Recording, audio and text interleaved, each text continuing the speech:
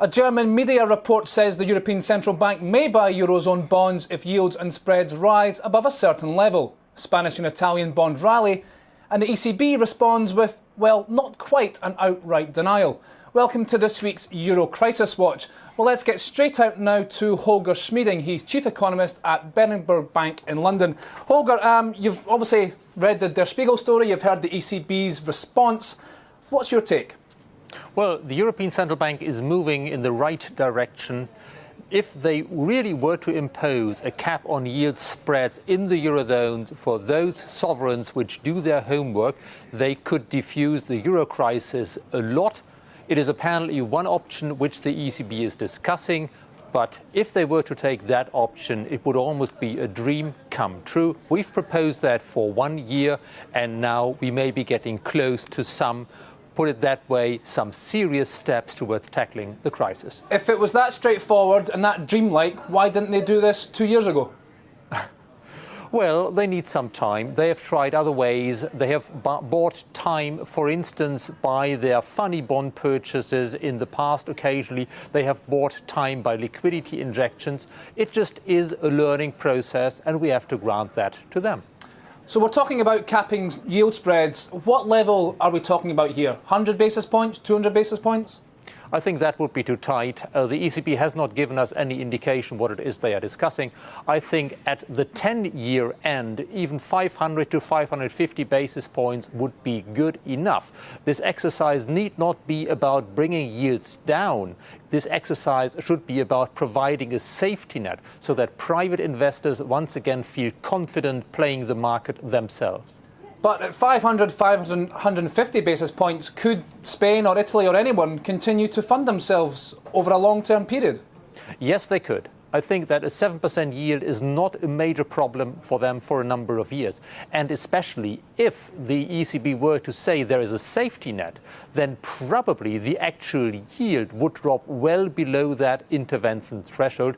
But of course, if the ECB focuses its purchases at the short end, as they probably would be, then at the short end, the cap on yield spreads should be significantly tighter than 500 basis points. What are the dangers for the ECB, in fact any central bank, of setting specific levels and targets for prices of any asset?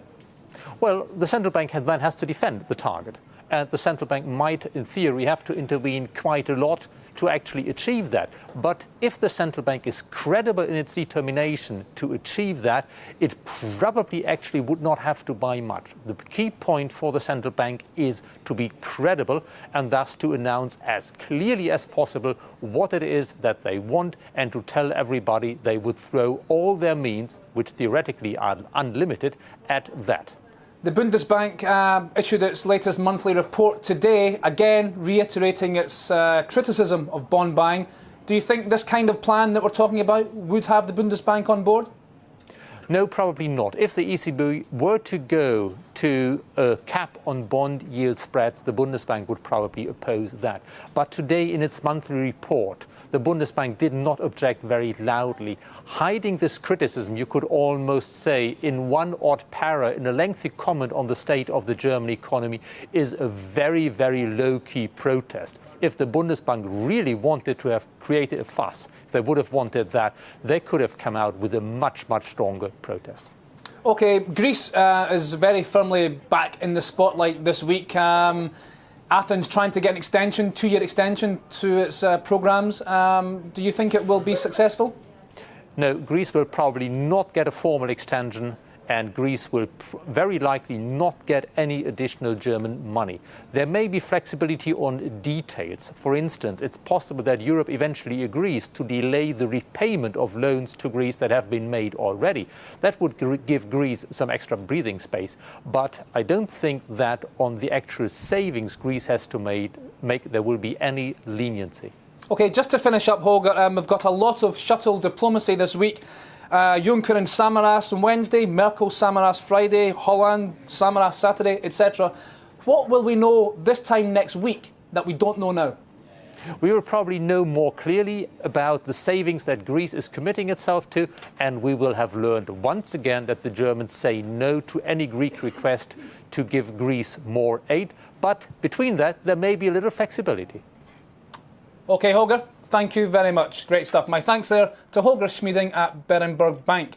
Well, that's all from us for now, but join us throughout the week for Reuters Today, a snapshot of the latest world news and market headlines. I'm Jamie McGeever. This is Reuters.